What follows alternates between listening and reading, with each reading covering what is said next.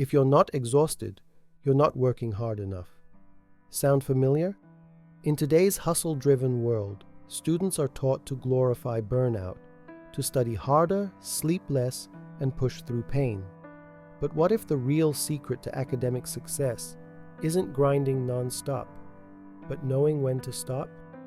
In this video, we're breaking the myth that rest is weakness and showing you how self-care can be your ultimate study strategy. Every time you sit down to study, there's that quiet voice whispering in your head, "Don't stop, you're already behind." You feel guilty taking a break. 5 minutes without your textbook open? That's 5 minutes wasted, right? You push harder, eyes tired, back aching, telling yourself that only the relentless win. But here's the truth no one told us. Rest is not the enemy of progress, it's part of it. Rest isn't quitting, it's not laziness. It's your brain's way of resetting. It's your body asking for the chance to recharge so you can go farther, not slower. Picture your brain as a finely tuned machine, not a machine that runs forever, but one that needs pauses, cooling, oil, recovery. Ever reread the same sentence over and over and realize nothing's sinking in? It's not because you're stupid, it's because your brain is waving a white flag. Please, just let me breathe. Here's the twist. Stopping, even briefly, might actually be the fastest way forward.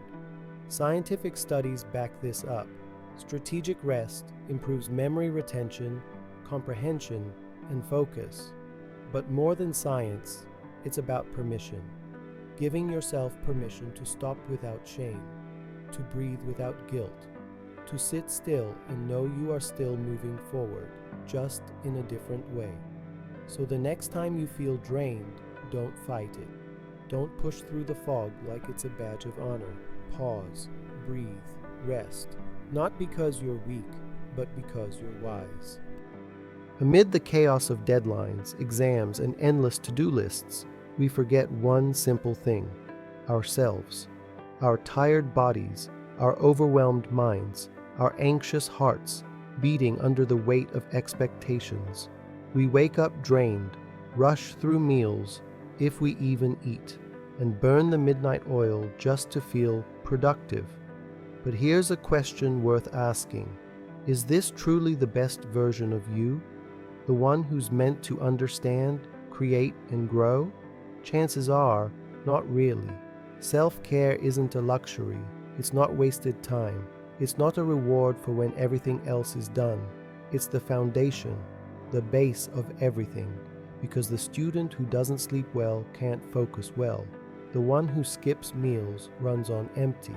And the one who bottles up stress silently risks collapsing at the very moment they're expected to rise.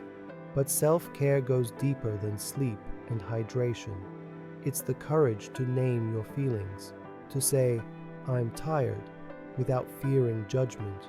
It's carving out small islands of calm in a stormy day, a coffee break alone, a short walk without a goal, a moment to shut off your phone and just look at the sky. Picture yourself as a growing plant. You don't flourish under pressure. You grow with attention, with light, with patience. You deserve the same kind of daily care, not just to survive exams, but to remain whole, present, and real along the way. And the beauty of self-care, it's not selfish, it's love. Quiet, honest love that starts within and touches everything around it. Because the student who cares for themselves doesn't just succeed, they thrive calmly and completely.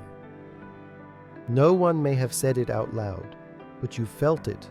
Every time you posted a photo of your packed notes, waiting for likes and comments that said, "You're so dedicated." Every late night you stayed up whispering to yourself, "This is what it takes to succeed." We grew up equating excellence with exhaustion. Somewhere along the way, we learned that if it doesn't hurt, it doesn't count. That the best students are the ones who sacrifice sleep, silence their pain, and just keep pushing. But what if that belief, that pressure builds diamonds, is actually what's breaking us? What if toxic productivity doesn't create champions, but anxious minds, fragile hearts, and burned out bodies? This culture of glorifying the grind tells you, if you're not suffering, you're not trying hard enough. But life whispers something else. You don't have to destroy yourself to make progress. In truth, smart work beats hard work when it comes at the cost of your well-being. The most successful students aren't those who study the longest, but those who know when to go and when to stop. Sometimes, the wisest thing you can say to yourself is, "That's enough for today." Close the book, open the window, shut out the noise, tune into yourself.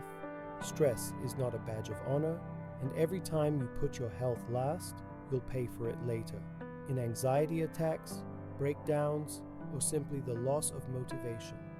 So maybe it's time to redefine success. Success is not arriving first, it's arriving whole, with your mind intact, your spirit alive, your body still standing. The road to achievement isn't paved with sleepless nights alone, but with clarity, balance, and kindness toward yourself. And it's okay if you're not a machine. It's more than enough to be a human who knows when to move forward and when to pause to breathe again.